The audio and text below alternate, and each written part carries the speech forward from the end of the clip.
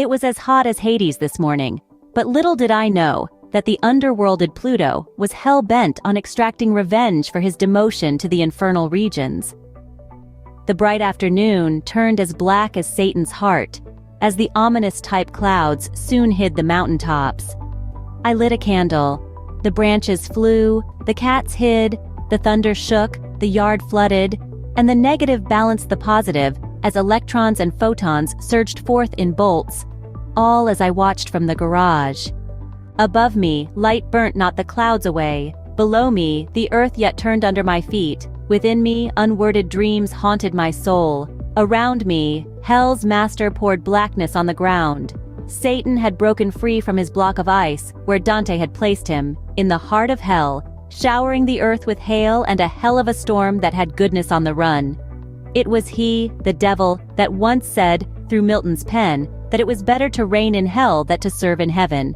Now he had upped it to, it's better to reign on earth. So I said to myself, Self, are you still there or have you gone apparent? I was still there, in a netherworld, swirling into the abyss of fire and brimstone thrown about by Lucifer, now promoted to the king of darkness.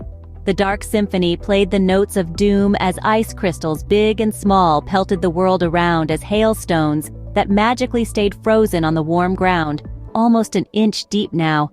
Hell was freezing over, and so now I could walk on water and did so in the yard, amazing all, wishfully dancing on the grave of Beelzebub. The bolts had flown, missing me, for I was still here. To the north, far beyond the hills and over the border, a rainbow arced towards me, landing at my feet and then colored me and my heart with happiness. Tonight, the big yellow honeymoon rose full, which meant that roses will soon bloom that way too, marking the beginning of summer. Toward the end of a sunny day, a storm came and washed away, and the sunset clouds, being glad, held a party for the returning lad.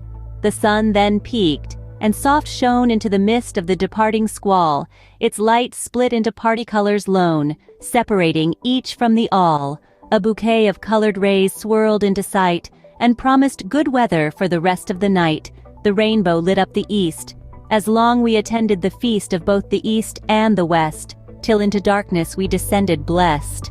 The stars guided the homeward flight by shining their jeweled lights of ruby, emerald, and sapphire in living colors of blazing fire. Yes, ice cubes were falling this afternoon in the mountains of the Hudson River Valley in New York from a hailstorm, followed by such a torrential rain that you couldn't even see through it. I quickly went to buy some grass seed to put on a steep, muddy hill that was eroding, and so used this perfect time to seed it and rake it over, pulling out some large weeds to eat later, myself ever slipping and sliding down the slope, often touching some big rocks that then just easily rolled down the hill. I also fell in the mud once. I was dirty, sweating and dripping and almost done when heavy dusk arrived, the fog settling into the hollows all around, creating a kind of primeval scene. Then the full August moon appeared, and so I was able to finish. I stood and rested a bit.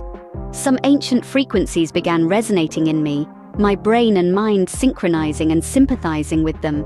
It felt like I was early sapiens. Then I took a short walk down the road and jumped into a pond that was clear, cool, and deep.